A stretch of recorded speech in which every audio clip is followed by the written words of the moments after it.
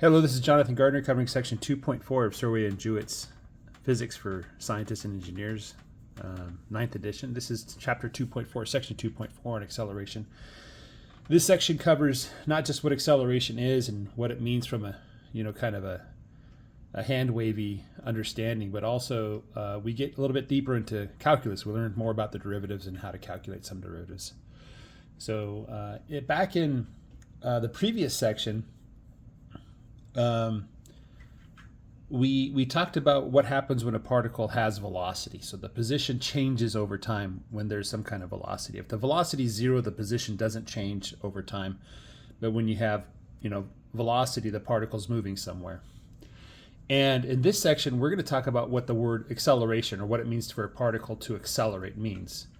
And basically, acceleration is when the velocity changes over time. So velocity is when the position changes over time, and acceleration is when the velocity changes over time. And you might have seen that meme where they show a car, and for normal people, the steering wheel is, that changes the direction, and, you press the gas to speed up and the brakes to slow down.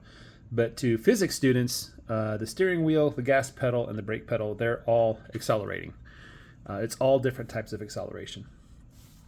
And suppose that we have an object modeled as a particle moving along the x-axis with initial velocity vx sub I. So in the x direction of the velocity, initially it has some velocity, and it also at time ti, it has that velocity. We call this position A at time A or whatever.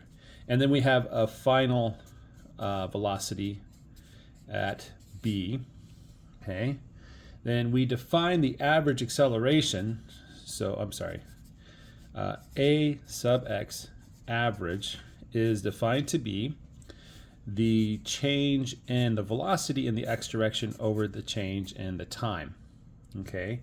And more specifically, that is the final velocity minus the initial velocity divided by the final time minus the initial time. And this should look very familiar because, again, we're just substituting velocity for position and acceleration for velocity.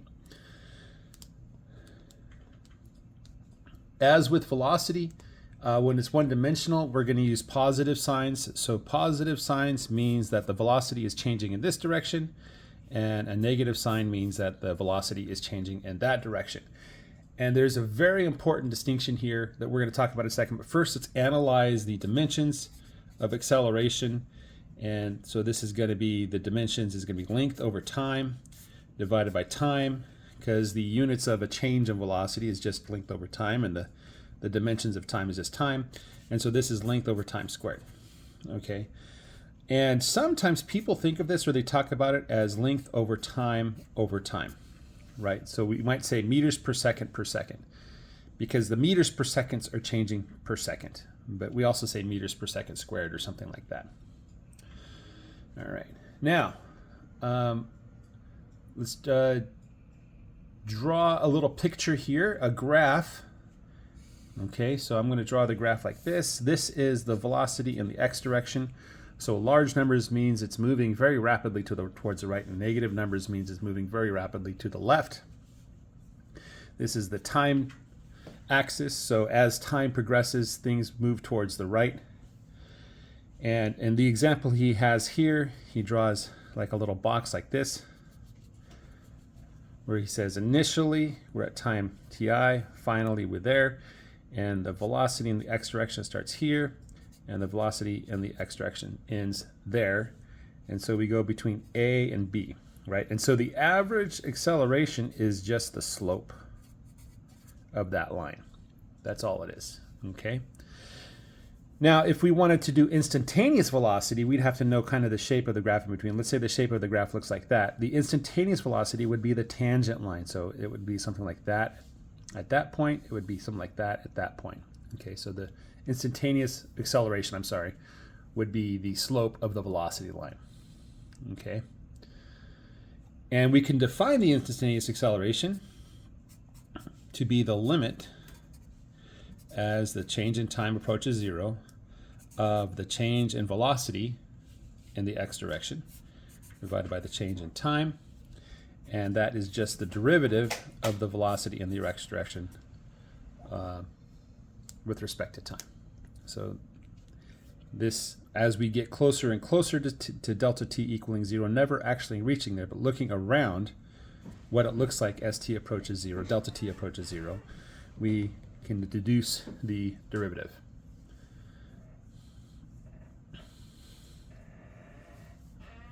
I think one of the confusing parts for beginning physics students is that they get used to the position graph. So let's draw a position graph over here. So we have the position and we have the time and we have a particle that does this or something like that, right? And they get used to understanding. It takes a fair amount of work to understand that, you know, at 1 second, let's say here, over here is 5 seconds, that let's say the position here is 4 meters and over here the position is 3 meters. They're like, okay, I understand that at 1 second it was at 4 meters, and then as time moved on, it moved forward or to the right, and then it started moving backwards, and then it actually went back to before where it started, right? And they understand this graph, and if this sort of graph is confusing for you, this is something you really have to sit down and think about a lot until it makes sense. But then we're moving from this sort of graph to a velocity graph, which means something completely different, okay? So in this graph, it says at this earlier time, the velocity was positive in the x direction. That means the particle is moving right.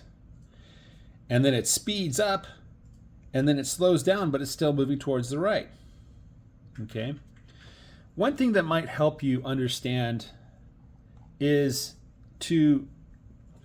let's actually draw two of the same things here. So let's say that we had a velocity graph, and this is the example in figure 2.7 they have in the book, and it looks sort of like this. So it goes up and then it goes down, okay? And they call out this thing at A, and they call out this thing at B, and then they call out this thing at C, okay? And this is the velocity graph, this is time, and so we're going to draw below that an acceleration graph, okay? And just like the velocity graph is the slope of the position graph, well, we're going to take the slope of the velocity graph. And what's the slope here? So let me grab my pen, put the cap on so I don't write on myself. And you can see here at t equals 0, it's flat, and then it starts to curve up. And when you reach the point at A, the slope is positive. Right? It's about 1, right? Because it's at a 45-degree angle. And then as we pass the point A, the slope changes and it flattens out back to 0. And then as we continue past B, the slope points downward. At C, it's actually pointing downward, so it's negative. And then it starts to gradually get closer and closer back to 0. So the acceleration starts here at 0. It's positive here at A. But then at B, the slope is 0 again, and at C, the slope is negative. So it kind of does something like this. It goes, and then it ends with a negative slope, but it's not as steep because you can kind of see it's kind of tapering off there, right? So this is A, this is B, and this is C. So we can go and line these two graphs up and kind of show you how the acceleration is related to the velocity, all right? And again, if this is something that's confusing for you, you need to sit down and really think hard and maybe go over this explanation a few times until it starts to make sense. All right? Now, there's a quick quiz 2.3. Make a velocity time graph for the car in figure 2.1a. That's the car that's back in section 2.1. Remember that car that moved forward and then moved back? Suppose the speed limit for the road on which the car is driving is 30 kilometers per hour. True or false? The car exceeds the speed limit at some point within the time interval 0 to 50 seconds. So go back and take the position graph from figure 2.1a and make a velocity graph. And how do you make a velocity graph from position graph? You just calculate the slope. And the way you calculate the slope is you take your pen or whatever and you line it up tangent to the graph and you say, what is the slope of that tangent line? Okay. Again, I'm not going to tell you the answer. I'm going to let you figure that on your own. It might be good if you have a friend that's also studying to talk this out with your friend See if they have some weird ideas or if your ideas are weird. Sometimes if you come to an agreement, you might be wrong together. So understanding why you're wrong is part of the fun of learning physics. You know, we have all these ideas about how we think the universe actually works. I can guarantee you almost every idea you have about how the universe works is wrong, even if you've watched lots of physics videos. As a physics student myself, I was constantly surprised by how wrong I was about the most basic things, you know. So allow yourself to be wrong and try to figure out what it was that led to you being wrong and see if you can resolve that and so it doesn't happen again. Okay. Another thing that we want to talk about is when velocity is to the right and the acceleration is to the right, so they're positive numbers, so they're pointing to the right, what's happening is the velocity is getting bigger and bigger. Okay? So the velocity is increasing, right? The magnitude of the velocity is increasing, right? So, but if the velocity is to the right and the acceleration is opposite to that, then the magnitude of the velocity, I'm going to put little bars around that to indicate the magnitude of the velocity, is getting smaller. The object is slowing down. So it's speeding up and it's slowing down. When acceleration points in the same direction as the velocity, the speed increases. But if it's pointing opposite, then the speed decreases. Remember, speed is the magnitude of the velocity. Now, what if the velocity were to the left and the acceleration to the right? Well, here, the magnitude of the velocity is still decreasing. It's not going as fast to the left as it used to be because the velocity is changing and getting smaller and smaller. And the last case is, hopefully pretty obviously, when the velocity is to the left and the acceleration is to the left, then the magnitude of the velocity is increasing. Even though it's getting more and more negative, it's getting bigger and bigger. Okay, and remember the direction for these vectors is just positive or negative. So this is velocity is positive and acceleration is positive. This is velocity is negative, acceleration is negative, and this is when they're the opposite signs. Okay, and so if they're opposite signs, the magnitude of the velocity is getting smaller, but if they're the same sign, the magnitude of the velocity is getting bigger. Another thing that we're just going to hint at now, we're not going to talk about in detail, we'll get to chapter 5 and we're going to talk a lot about this, is you might have heard of this thing called force, okay? And force is a vector, so it has a magnitude and a direction. So the force in the x direction is proportional to the acceleration in the x direction. Remember this? We don't know what the factor of proportionality is, right? Is the force 10 times the acceleration? Is it twice the acceleration? Is it half the acceleration? I don't know. I just know that if you double the acceleration, the force also doubles. If you halve the acceleration, the force also halves. Okay? So this indicates that force is the driving cause, or rather, acceleration and force are really the same kind of thing. There's a relationship between those two things. Okay? So a way to think about this is, let's say you're playing hockey or something like that, and you're only thinking about one direction, you're not thinking about turning. Okay, a hockey player is moving down the ice, and you want to slow him down. What do you have to do? You have to push on him to slow him down somehow.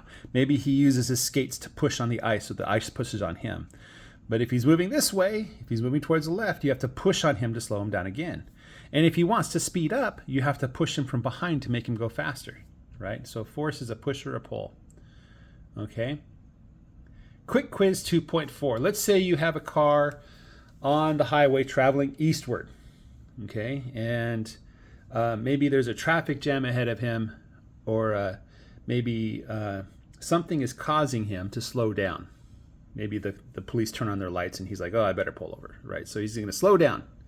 What is the direction on the car that causes it to slow down? Is it eastward, the same direction he's traveling? Is it westward, the opposite direction that he's traveling, or is it neither eastward nor westward? So think about that.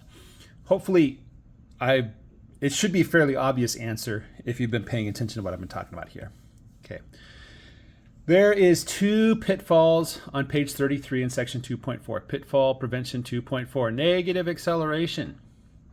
It says, keep in mind that negative acceleration does not mean that any object is slowing down. So when acceleration is pointing to the left, The object may be slowing down, but it could also be speeding up. Okay? So just because the acceleration is negative doesn't mean things are slowing down. And just because the acceleration is positive doesn't mean they're speeding up. Okay? And it says pitfall prevention 2.5. The word deceleration has the common popular connotation of slowing down. We will not use this word in this book because it confuses the definition we have given for negative acceleration. So we're not going to use the word deceleration. Deceleration implies an acceleration that's opposite to the velocity, but it also sounds a lot like negative acceleration, but they're two different things, right? Because sometimes if you want to quote unquote decelerate, you need to have positive acceleration. Okay. Now, acceleration is defined to be the derivative of the velocity with respect to time. Well, the derivative of velocity with respect to time is also a derivative with respect to time of the position. Okay, and so we're going to rewrite that as d squared x by dt squared. Okay, it's a little bit confusing when you first see this, but just get used to when you see d squared something by dt squared. That means we're taking the derivative with respect to the bottom part twice. Okay, so we say that the acceleration is the second derivative of the position with respect to time. Okay, let's go over conceptual example 2.5. Okay, the graphical relationship between x, vx, and ax. So we're going to look at some graphs, and we're going to try to understand how these three things are related together, right? We've already kind of looked at how the velocity and the position and the velocity and acceleration are related, but let's look at all three together at the same time. Okay, so I'm going to draw, hopefully somewhat accurately, three graphs here. Make sure that you can see them all. Let's kind of align it with the screen there. So this is the x, the velocity, and the acceleration, and all of these three graphs are with respect to time, right? So in this picture, he has 1, 2, 3, 4, 5, 6, A, B, C, D, E, F. So we're going to say that's A at time A, at time B, time C is a little bit closer, time D is over there, time E, and then finally time F. Okay, and I'm just going to kind of sketch it out like this. Okay, and I'm just replicating what's in the book, but we're going to talk about how these three quantities are related. And I could start with the acceleration and get back to the position, or I could start with the velocity and get the position and the acceleration. Or I'm going to start with the position. I think it's easier to understand with the position. So at time t equals 0, we're at position 0. Okay, and then gradually he speeds up and then he reaches point A. Okay, so at this time the velocity is 0, so we're going to start at velocity 0. But then the velocity, you can see that there's a curve to that graph because the velocity gradually increases. So I'm going to draw a line with positive slope. And the slope of the velocity is constant and it's positive, so I'm just going to draw that. Okay. And then at t equals a, or ta, something changes. And it looks like we have constant change in position. The slope is constant, it doesn't change. And so the velocity is constant, it's flat. What does that mean about the acceleration? What's the slope of the acceleration for that time period? It's 0. So it drops down, and now the acceleration is 0. Okay, so a flat line on the position graph means it slopes 0 on the velocity graph, which is 0 on the acceleration graph. Okay, now at B to C, I can gradually see that it's not. The slope is gradually changing. It's gradually changing. And then it kind of peaks out at D. At D, the slope of the position graph is flat. So I know that I have to be at velocity 0 at time D. And I can kind of see that it's gradually changing. In fact, it's changing in a straight line. And so now we have a constant acceleration for that time period that's negative. Okay? So now we have a constant slope. Negative. So it's gradually changing the slope there from from some positive value to 0. And so the velocity is changing towards 0 gradually, and the acceleration is negative. Okay, make sure that's on screen there so you can see that the acceleration is negative. Now, it continues to kind of slope downward towards E, and the slope is continuing to change at the same rate, so it's the same slope there. And so we still have negative acceleration at time E, and then it kind of does this whoop, and then it levels out. So we have 0 velocity after F because the position doesn't change. And then the slope here of the position graph rapidly changes from negative to 0. So we have to go like that. Well, what does that imply? Well, that's a positive slope on the acceleration. In fact, it's kind of a big positive slope. And then after there's no change, there's no change. Okay, so we've worked through how these three graphs are related to each other. And I'm not going to go into great detail about what all this means in terms of maxima minima and all that kind of stuff. But I just wanted to walk you through the process of doing this so that you can do this for yourself and you can think about how these things work. Now, he adds a little note here at the end. He says, look at the acceleration graph. It's like boop, boop, boop, boop, boop, boop, boop, boop. Okay, that is non-physical. So in real life, things like that don't happen. We're going to talk about why later. But just understand that sometimes in some of these problems, we're just analyzing something that's not real. Okay, that's example 2.5, I believe. Now we're on 2.6. And I think after this, we wrap it up. There's a little note at the end about derivatives. Okay, yes. Okay, so we're going to wrap it up after 2.6 and a little note about derivatives. So 2.6, so example 2.6. So we have average and instantaneous acceleration. The velocity of a particle moving along the x-axis varies according to the expression. The velocity of x is equal to 40 minus 5 t squared. T is in seconds, and Vx is in meters per second. So we're in standard SI. And the question A is find the average acceleration and the time t equals 0 to t equals 2.0 seconds. So we want the average acceleration x from t equals 0 to t equals 2.0 seconds. Okay. Well, the average acceleration, it was defined to be the change in the velocity of x over the change in time. And so we just need to figure out what the velocity of x ended up at 2.0 seconds. So we have 40 minus 5 times 2.0 seconds squared minus the initial velocity, well, t equals 0. So it's 40 minus 5 times 0 squared. Okay.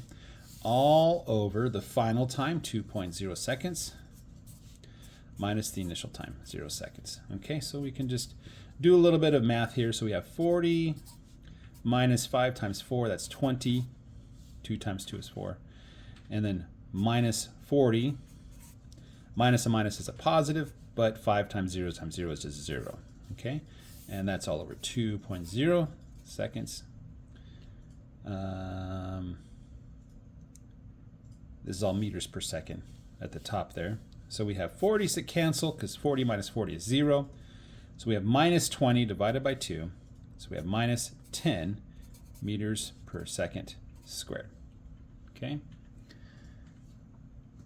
That makes sense how that works? Pretty simple algebra. Now we're going to find the acceleration at t equals 2.0 seconds. All right. So we don't want the average acceleration. We want the actual acceleration. That's defined to be the limit as delta t approaches 0 of the change in the velocity in the x direction over the change in time. And if you flip to the back of the book, I'll just say the note about derivatives now. You can go find a table of derivatives.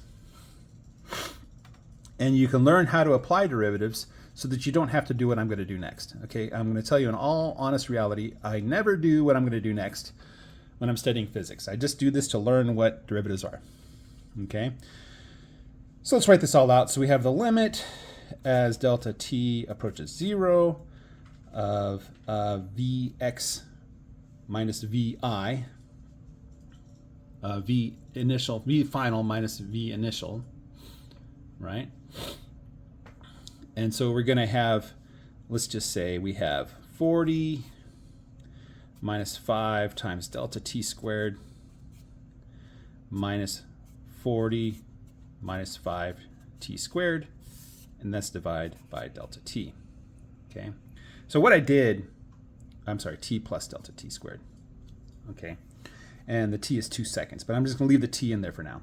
So what I did is I said the final is just the velocity at t plus delta t. And I said the initial is just the velocity at time t. Okay, so we're just going a tiny bit in the future, seeing how the velocity changes, and we're going to keep that kind of as the anchor point. And delta t is going to get smaller and smaller, so these 2 points are actually going to converge. They're going to be the same at that point, delta t equals 0, which we're not actually going to get to. Continuing on, let's do a little bit of algebra. So we have 40 minus 5 times t squared plus 2t delta t plus delta t squared. I'm just expanding t plus delta t squared in there. Okay, and then minus 40 minus 5t squared. That's going to be all over delta t. And let's continue. Hopefully I won't run out of paper here. 40 minus, distribute the 5, 5t squared minus 10t delta t minus 5 times minus 5 delta t squared. And then we're subtracting 40, and then minus and minus is a plus. So 5t squared and 5t squared cancel, 40 and 40 cancel. We're left with this here all over delta t. Well, delta t is going to go towards 0, so let's not jump the gun here. So we have minus 10t delta t over delta t minus 5 delta t squared over delta t. Okay, so what's going to happen to delta t squared over delta t as we get closer and closer to 0? Well, it's going to get closer and closer to 0. So that just turns into 0. And these two delta t's cancel. We're not actually going to 0, so we can divide by delta t approaching 0. So the answer is minus 10t. Okay? Is that correct? That is correct. We plug in for t 2.0 seconds. Okay? That is the answer. Okay? Now, if we go to the back of the book, I think it's Appendix B6. They give a table of derivatives. Let's do it the way I would normally solve this. Okay, so I'm going to say the derivative with respect to time, the acceleration of x is derivative with respect to time of the velocity of x, which is d by dt of 40 minus 5t squared.